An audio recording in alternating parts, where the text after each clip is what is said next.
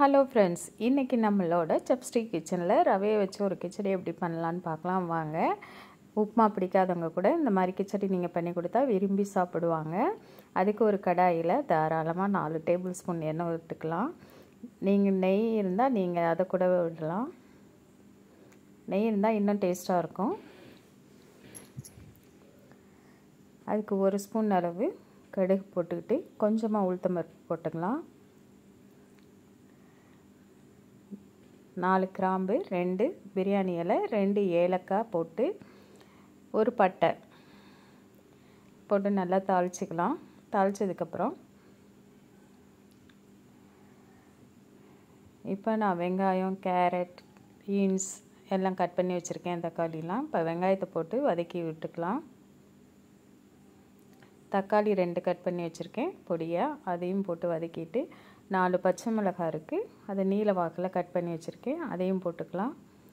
இதை கொஞ்சம் வதக்கிட்டு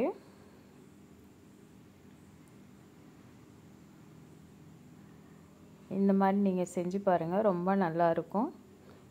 கருவேப்பிலை கொஞ்சம் போட்டுக்கலாம். இது வதங்கிருச்சு.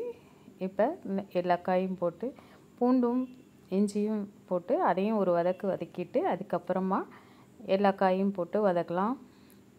கேரட், பட்டாணி, குடமிளகாய் எல்லாம் போட்டு வதக்குனதுக்கப்புறம் நான் 2 கப் ரவை எடுத்து வச்சுருக்கேன். அதையும் இதோட கலந்து நல்லா வறுத்து விடணும். ரவை நல்லா பொரிஞ்ச மாதிரி வரணும்.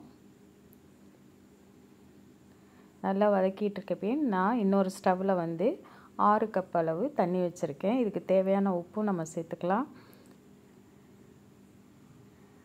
1 கப் ரவைக்கு 3 கப் தண்ணி சரியான அளவாக இருக்கும். இப்போ பாருங்கள், நல்லா ரவை பொரிஞ்சிருச்சு. இப்போ தண்ணி ஊற்றி நம்ம கிளறிக்கலாம். இந்த தண்ணி ஊற்றுறப்ப மேலே தெறிக்கும், அதனால் நீங்கள் ஜாக்கிரதையாக ஊற்றுங்க. ஏன்னா அந்த சூடான ரவையில் தண்ணி கொதிக்கிற தண்ணி படுறப்ப அது பபுள்ஸ் ரொம்ப பெருசாக வரும். இப்போ எல்லா தண்ணி ஊற்றி கிளறியாச்சு. ஒரு 5 நிமிஷம் கிளறிட்டு அடுப்பை சிம்மில் வச்சுட்டு தட்டு போட்டு மூடி 5 நிமிஷம் வெயிட் பண்ணுங்கள். அதுக்குள்ள நம்ம இதுக்கு ஒரு சட்னி அரைச்சிக்கலாம். தேங்காய் சட்னி தான் இதுக்கு. பச்சை மிளகாய் காரத்துக்கு தேவையானது, பொட்டுக்கடலை, தேங்காய், உப்பு, பூண்டு 2 பல். இதுக்கு தேங்காய் அதிகமாக இருக்கணும், பொட்டுக்கடலை கம்மியாக இருக்கணும். இப்போ அரைச்சி எடுத்துகிட்டு வந்தாச்சு. இதுக்கு ஒரு தாளிப்பு கொடுத்துக்கலாம். கடுகு, உளுத்தம்பருப்பு, கருவேப்பிலை, ஒரு காஞ்ச மிளகாய், பெருங்காயம் போட்டு தாளித்து எடுத்துக்கலாம். இப்போ நம்மளோட கிச்சடியும் சூப்பராக ரெடி ஆயிடுச்சு.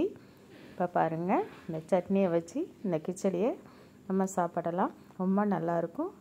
மறக்காமல் சப்ஸ்கிரைப் பண்ணி